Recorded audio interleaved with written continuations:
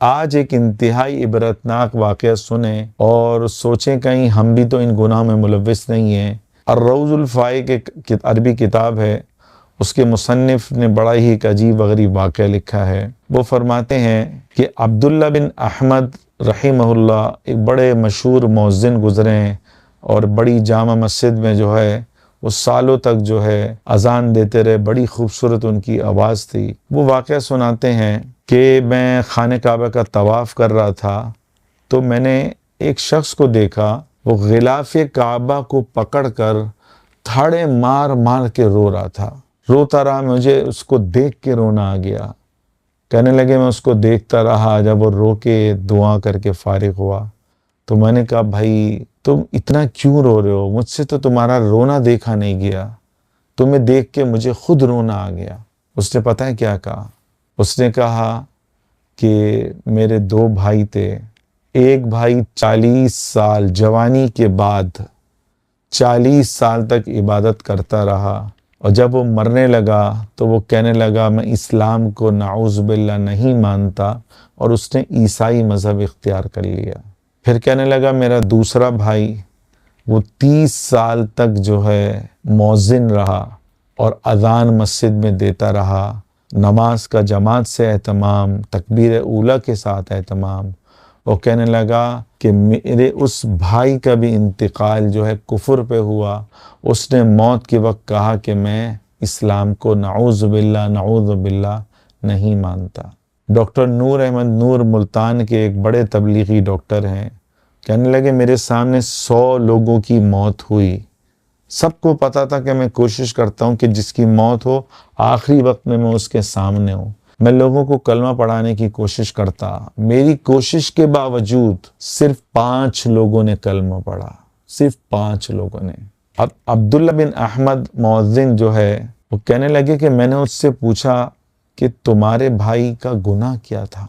कहने लगे कि वो औरतों में और मर्दों में, यानी ऐसे बच्चे जिनकी दाढ़ी ना निकली हो, जो मिसले लड़की होते हैं, का वो उनमें दिलचस्पी लेते थे। तो मेरे अज़ीज़ों, आज इस ज़माने में मेरे पास भी एक इंटरव्यू के लिए आया एक मीडिया का बंदा, अल्लाह की कसम उसने एक एक्टर का बताया, बोला मौलाना ये शादीशुदा है और मैं आपको गारंटेड जो है ना आपको दर्जनों गवाही दे सकता हूँ कि उसकी औरतों में दिलचस्पी नहीं है बल्कि मर्दों में दिलचस्पी है। वो कौम लूत के फ़ेल में मशहूर है। फिर उसने मुझे कहा कि एक बड़ी मीडिया कंपनी, मैं नाम नहीं ले सकता, उसने कहा वो पहले किसी को रखती है तो वो पूछती है कि तुम गे हो। जब वो बंदा कहता है कि मैं गे हूँ और मुझे मर्दों में दिलचस्पी है, औरतों में नहीं है, तो उसको तरजीह दी जाती है मुलाजमत में। ये मैं अभी पिछले हफ्ते की बात कर रहा हूँ।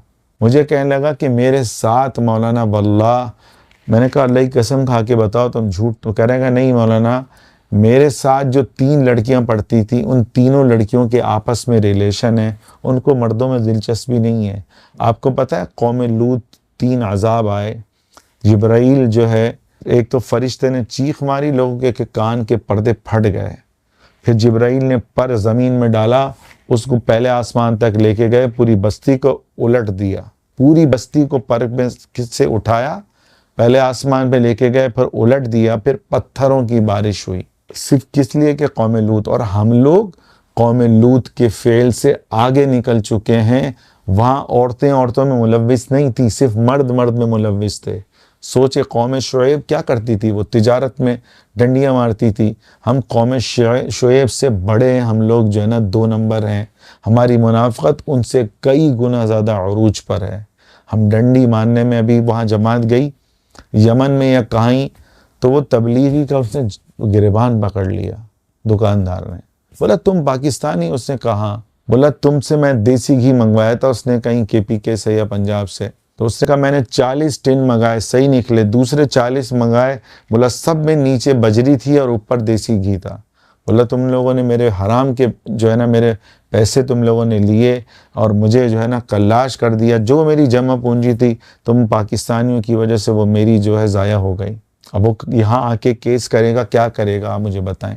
तो हम लोग तो अल्लाह माफ़ करे, अल-अमान वल हफीज़, तबलीग वाले भी मेहनत कर कर के थक गए, दावत इस्लामी वाले भी मेहनत कर कर के थक गए, डॉक्टर इसरार अहमद रहमतुल्लाह अलैह सारी ज़िंदगी दर्स कुरान सुनाते रहे, लेकिन हमारी कौम देखें अभी भी हम ये कह सकते हैं यहाँ 30-40% लोग, मैं अच्छा गुमान करके कह रहा हूँ, ईमानदार हैं कि जिनको 1-1 करोड़ रुपए दिया जाए कि यार इसकी हिफाजत करना, और तो वो जो है उसमें से कुछ ज़ाया नहीं करेंगे।